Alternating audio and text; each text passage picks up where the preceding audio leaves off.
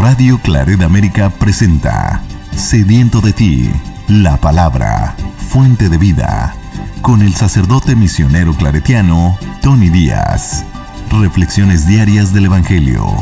Aquí iniciamos.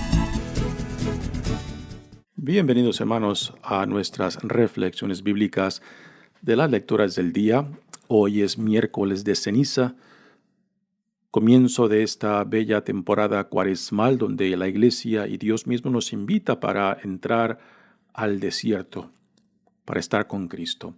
Desierto, lugar de encuentro con Dios, también desierto como símbolo de purificación, así como el monte o la montaña también es símbolo del encuentro con Dios y llamado a la santidad. Hoy, miércoles, pues recibiremos este bello símbolo de las cenizas que representan a nuestra mortalidad, nuestra fragilidad y la necesidad de regresar a la comunión con Dios. Y también las cenizas representan, pues, nuestra contrición, nuestro arrepentimiento por todo aquello que nos separa tanto de Dios, del prójimo y de nosotros mismos. Hoy tenemos dos lecturas y el Evangelio, así que tenemos bastante material para reflexionar. La primera lectura de hoy viene del libro de Joel, capítulo 2, versículos 12 al 18. Esto dice el Señor: todavía es tiempo, vuélvanse a mí de todo corazón, con ayunos, con lágrimas y llanto. Enluten su corazón y no sus vestidos. Vuélvanse al Señor Dios nuestro, porque es compasivo y misericordioso, lento a la cólera y rico en clemencia, y se conmueve ante la desgracia. Quizá se arrepienta, se compadezca de nosotros y nos deje una bendición, que haga posibles las ofrendas y libaciones al Señor nuestro Dios. Toquen la trompeta en Sión, promulguen un ayuno, convoquen la asamblea, reúnan al pueblo, santifiquen la reunión, junten a los ancianos, convoquen a los niños, aún a los niños de pecho. Que el recién casado deje su alcoba y su tálamo la recién casada. Entre el vestíbulo y el altar lloren los sacerdotes, ministros del Señor, diciendo: perdona, Señor, perdona a tu pueblo. No entregues tu heredad a la burla de las naciones. Que no digan los paganos: ¿dónde está el Dios de Israel? Y el Señor se llenó de celo por su tierra y tuvo piedad de su pueblo. Palabra de Dios. El salmo responsorial es el Salmo 50 y el responsorio es: misericordia, Señor, hemos pecado. Misericordia, Señor, hemos pecado. Por tu inmensa compasión y misericordia, Señor, apiádate de mí y olvida mis ofensas. Lávame bien de todos mis delitos y purifícame de mis pecados. Puesto que reconozco mis culpas, tengo siempre presentes mis pecados.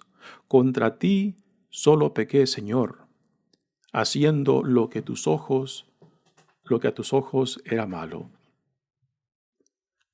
Crea en mí, Señor, un corazón puro, un espíritu nuevo para cumplir tus mandamientos. No me arrojes, Señor, lejos de ti, ni retires de mí tu Santo Espíritu. Devuélveme tu salvación que regocija, y mantén en mí un alma generosa. Señor, abre mis labios, y cantará mi boca tu alabanza. Misericordia, Señor, hemos pecado. La segunda lectura de hoy viene de la segunda carta de San Pablo a los Corintios, capítulo 5, versículos 20 al capítulo 6, versículo 2. Hermanos, somos embajadores de Cristo y por nuestro medio es como Dios, si Dios mismo los exhortara a ustedes. En nombre de Cristo les pedimos que se dejen reconciliar con Dios. Al que nunca cometió pecado, Dios lo hizo pecado por nosotros, para que unidos a Él recibamos la salvación de Dios y nos volvamos justos y santos.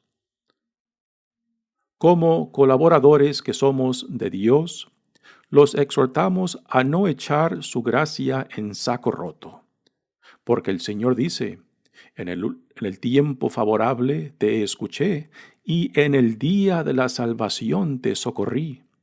Pues bien, ahora es el tiempo favorable, ahora es el día de la salvación. Palabra de Dios. El Evangelio de hoy viene de Mateos capítulo 6, versículos 1 al 6 y 16 al 18.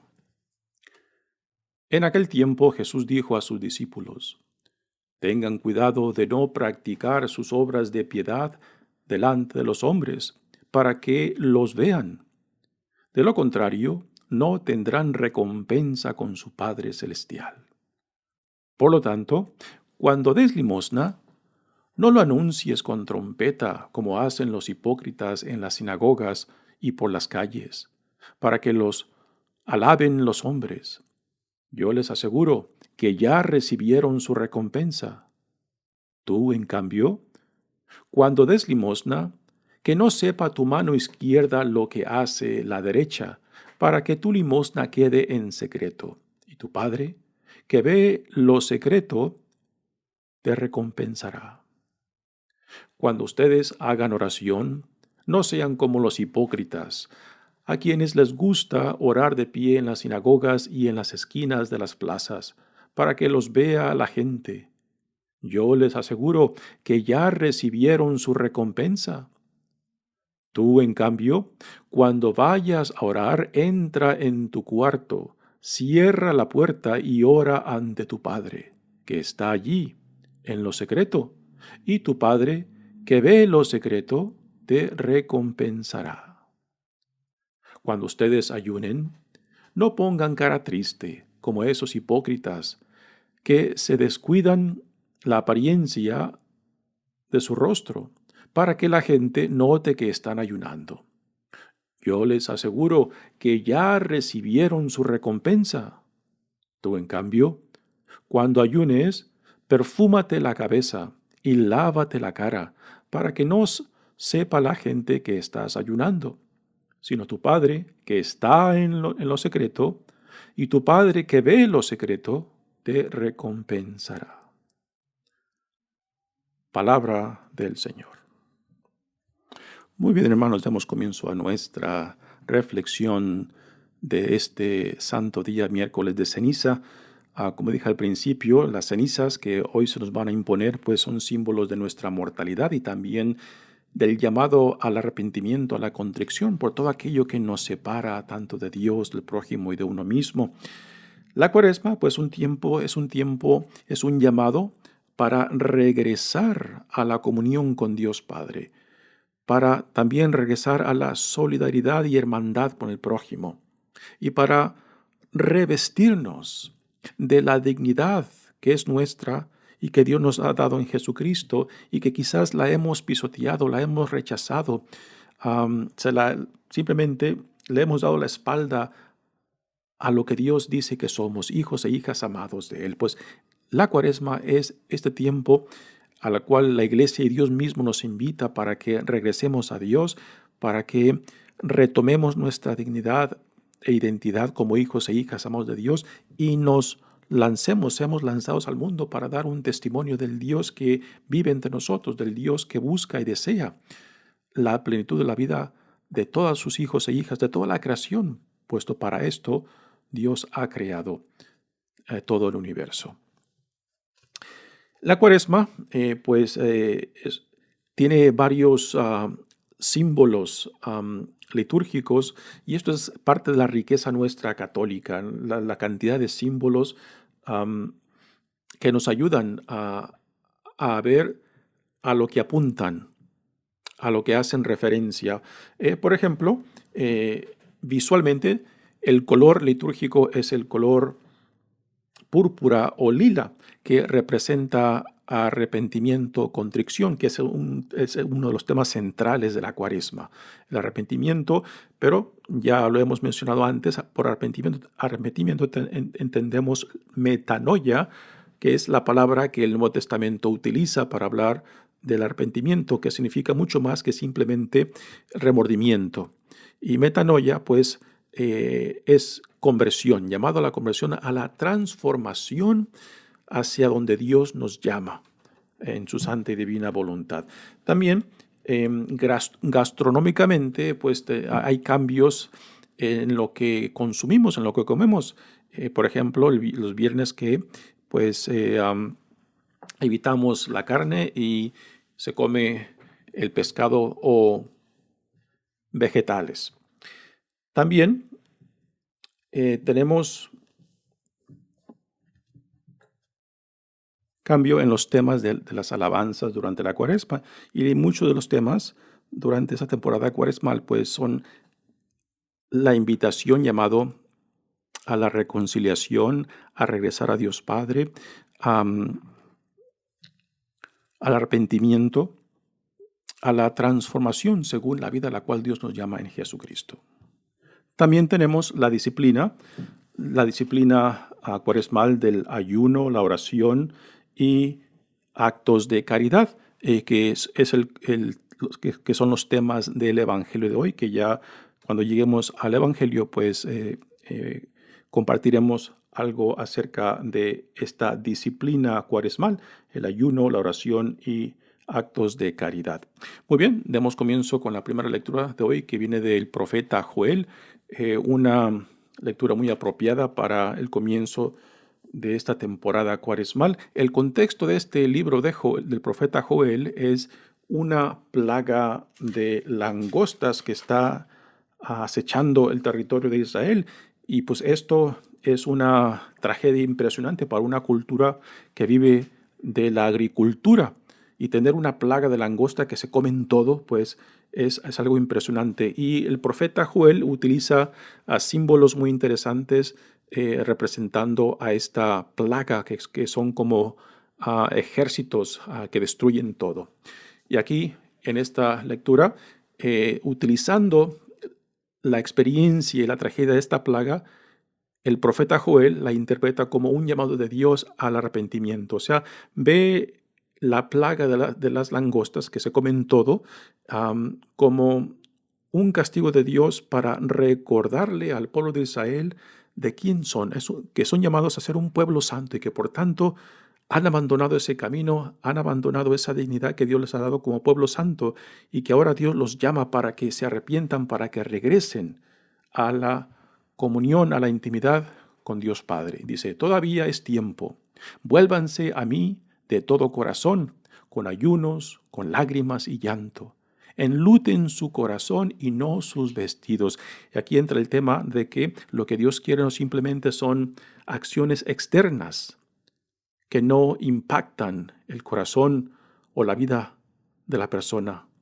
Lo que Dios quiere de que lo que nosotros expresamos externamente sea una manifestación del cambio y vida que vivimos también internamente, ¿no? Y el cual es un tema que Jesús criticaba fuertemente a los líderes de su tiempo, que veían la perfección en el cumplimiento de la ley externa solamente, pero no la vida interna de la persona. Y había una descontinuidad entre lo externo y lo interno. Y para Jesús debe de haber una consistencia de lo que uno es y vive con lo que uno hace externamente. Debe ser un reflejo de la vida interior y no simplemente unas apariencias de lo que queremos que otros vean. Dice dice el profeta Joel: vuélvanse al Señor Dios nuestro, porque es compasivo y misericordioso, lento a la cólera, rico en clemencia, y se conmueve ante la desgracia. Así que nos presenta una imagen muy compasiva, muy misericordiosa de Dios, de que no le temamos, de que no busquemos escondernos de Él, porque lo que Dios quiere a últimas es lo mejor para nosotros, la plenitud de nuestras vidas. Dice: quizás se arrepienta, se compadezca de nosotros y nos deje una bendición, que haga posibles las ofrendas y libaciones al Señor nuestro Dios. Toquen la trompeta en Sión, promulguen un ayuno. Y aquí entra el tema del ayuno, que es una práctica muy antigua, conectada con el llamado al arrepentimiento, a la metanoia, a la conversión, a la transformación, a la vida según que Dios nos ha llamado. Se santifiquen la reunión, junten a los ancianos, convoquen a los niños, aún a los niños de pecho. ¿No? Aquí es un llamado total a toda la comunidad, desde los más ancianos hasta los más pequeños, porque en la totalidad de la experiencia humana es donde Dios quiere estar plenamente envuelto. Que el recién casado deje su alcoba y su tálamo la recién casada. Y ahora viene hacia el final, viene la respuesta de Dios cuando ve Dios en su pueblo, pues un corazón contrito, un corazón dispuesto a dejarse moldear, a dejarse transformar por la gracia de Dios. Dice: entre el vestíbulo y el altar lloren los sacerdotes, ministros del Señor, diciendo: perdona, Señor, perdona a tu pueblo. No entregues tu heredad a la burla de las naciones. Aquí el sacerdocio judío, pues es sacerdocio que era instrumento de tanto de Dios como del pueblo. El sacerdote, pues, era el puente, el medio por el cual Dios se comunicaba y transmitía también a su voluntad al pueblo de Dios.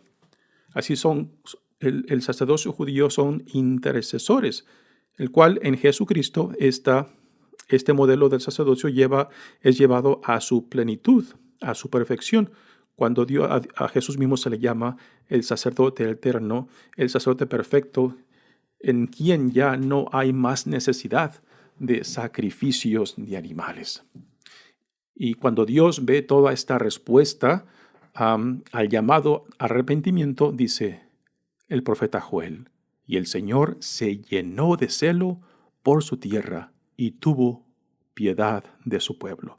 Pues es una afirmación muy, muy bella que nos deja el profeta Joel, que nos dice que no hemos de temer, no hemos de escondernos de él, sino todo lo contrario, venir con un corazón contrito, dispuesto a que Dios derrumbe lo que tenga que derrumbar para que nos reconstruya y nos transforme a la vida a la cual somos llamados.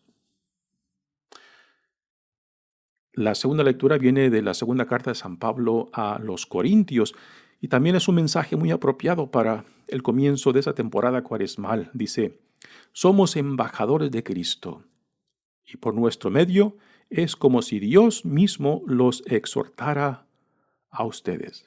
Vaya vocación. Somos embajadores de Cristo, de que como tal tenemos una responsabilidad de modelar para otros la presencia de Dios entre nosotros, la vida en Cristo a la cual somos llamados, ¿no? De que no somos islas que existimos independientes unos de otros, de que la comunidad cristiana, la comunidad como la iglesia como comunidad, pues necesita de que cada uno de nosotros demos un testimonio claro y evidente de quién dice Dios que somos y la vida a la cual somos llamados en Cristo, ¿no?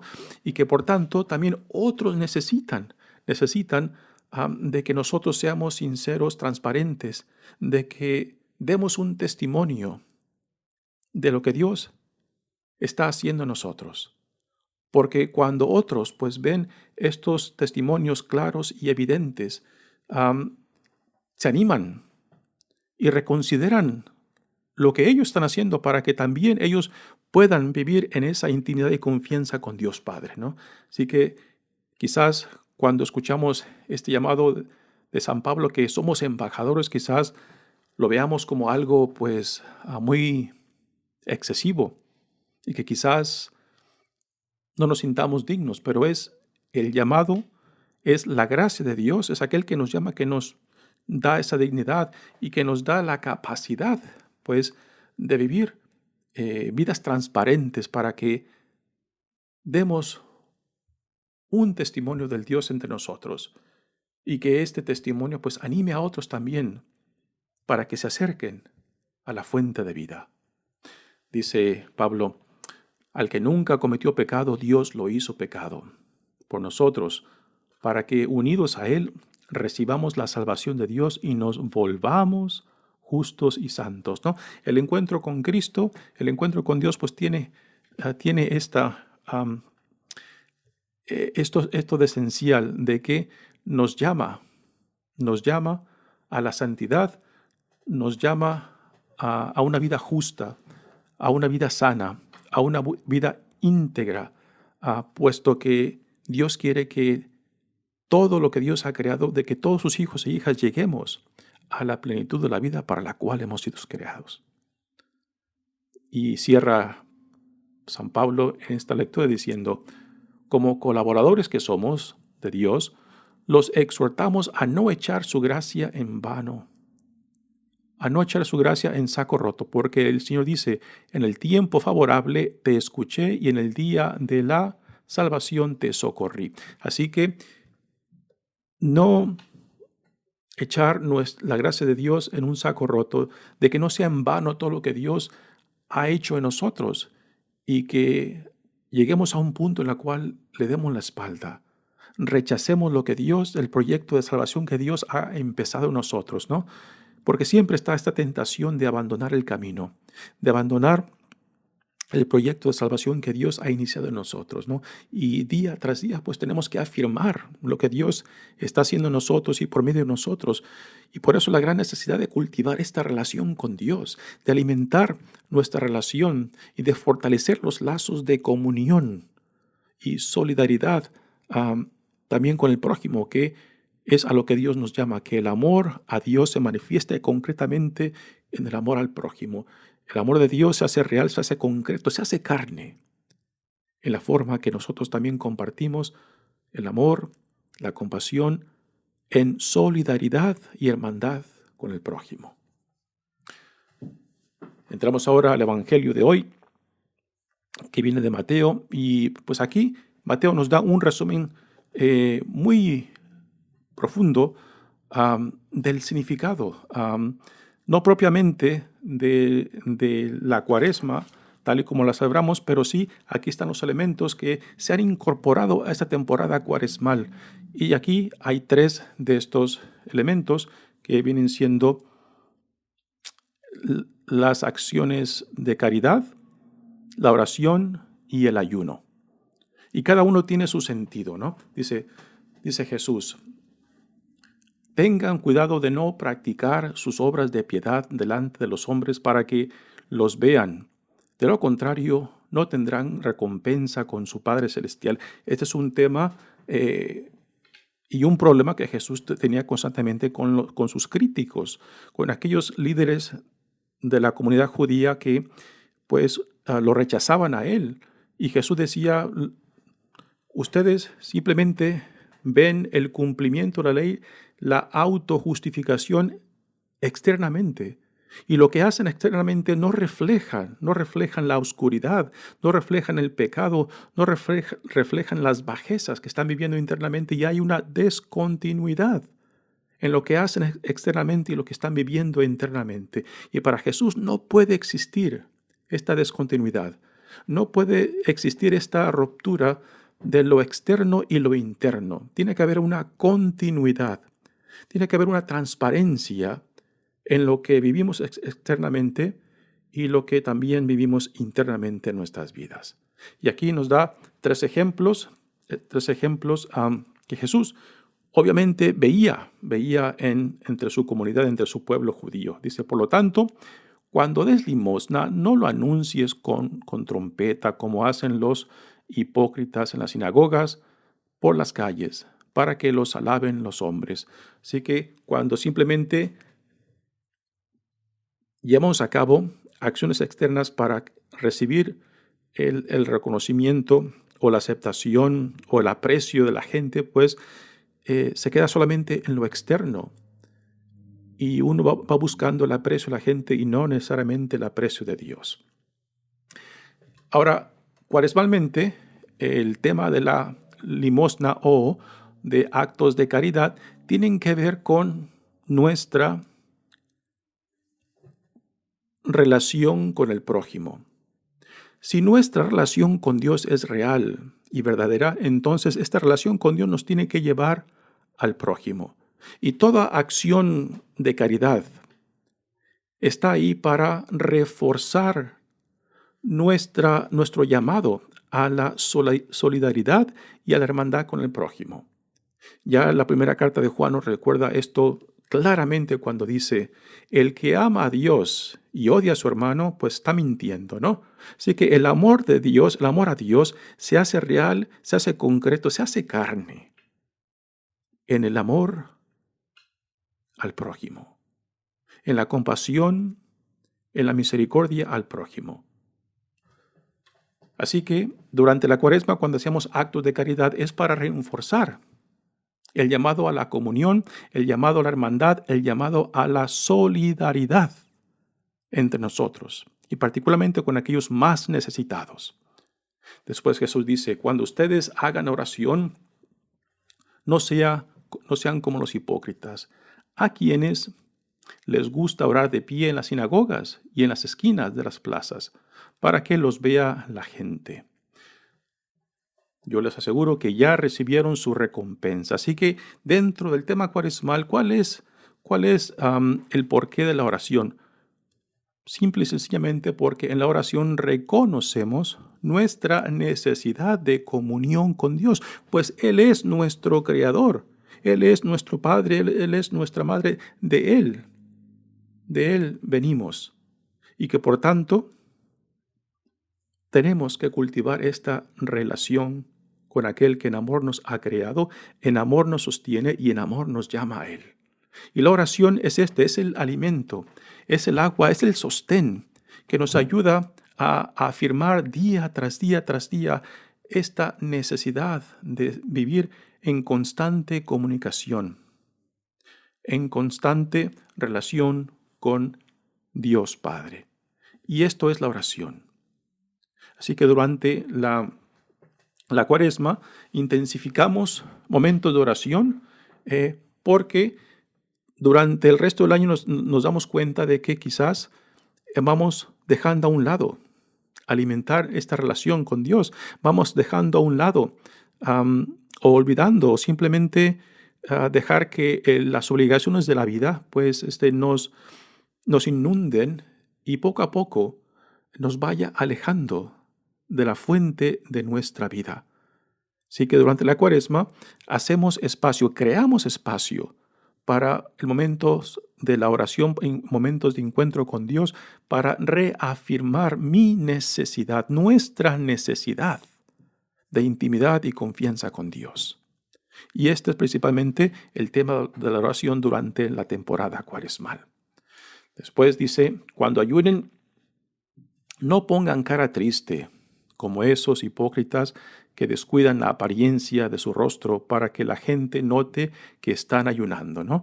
Y dentro de la temporada cuaresmal, el ayuno tiene un significado muy importante, de que cuando ayunamos, cuando privamos nuestro cuerpo del alimento, pues esta experiencia de hambre y también de sed, pues sea un recordatorio de mi necesidad de hambre y sed por Dios, por su justicia.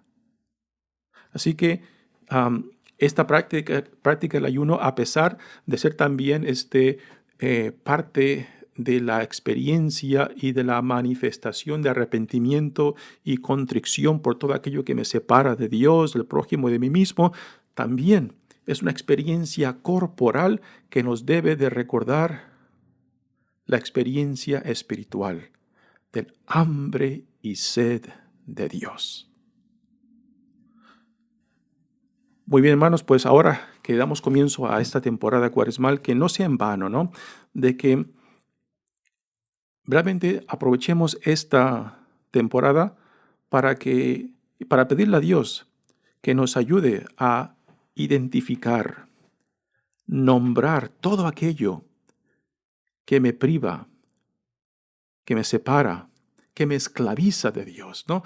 Porque solamente cuando uno identifica y le da nombre a aquello que me separa de mi relación con Dios, de mi solidaridad y hermandad con el prójimo, de aquello que me separa de mí mismo, entonces ya puedo no solamente echar manos al asunto de lo que tengo que rechazar, a lo que tengo que decirle no y pedirle a Dios que me dé la gracia, el espíritu y fortaleza para poder dejar a un lado, para deshacerme de las cadenas que me separan, que me esclavizan, y así poder decir sí a donde Dios me llama. El tiempo de la Cuaresma es un tiempo de la metanoia, de conversión, de decir no a todo aquello que causa daño en mi vida, en mis relaciones, tanto con Dios como con otros, para poder decir sí a donde Dios nos llama. El llamado a la reconciliación es un proceso por lo menos de 2 pasos. Primeramente, identificar, nombrar aquello que daña mi relación con Dios y con otros. Y también de reconocer de que vivir de esta manera no es vida. Ese es el primer paso. Reconocer mis pecados, reconocer mis ofensas, reconocer el daño que yo he causado. Y el segundo paso es pedirle a Dios que me dé la gracia, que me dé la fortaleza para reorientar mi vida hacia donde Él me llama. Y el segundo paso es tan importante como el primero. Tristemente, muchos de nosotros simplemente nos quedamos en el primer paso, en un arrepentimiento, decir lo siento, pero después no le pedimos a Dios que nos ayude para dar el segundo paso y orientar nuestras vidas hacia Él. Y es aquí donde se lleva a cabo el cambio, la transformación y la conversión. Muy bien, hermanos, mi nombre es Padre Tony Díaz, pues que esta Cuaresma no sea en vano. El tiempo es ahora. Y si no es ahora, ¿cuándo? Que Dios los bendiga. Radio Claret América presentó Sediento de ti, la palabra. Fuente de vida. Sus comentarios son importantes. Contáctenos en radioclaretamerica@gmail.com.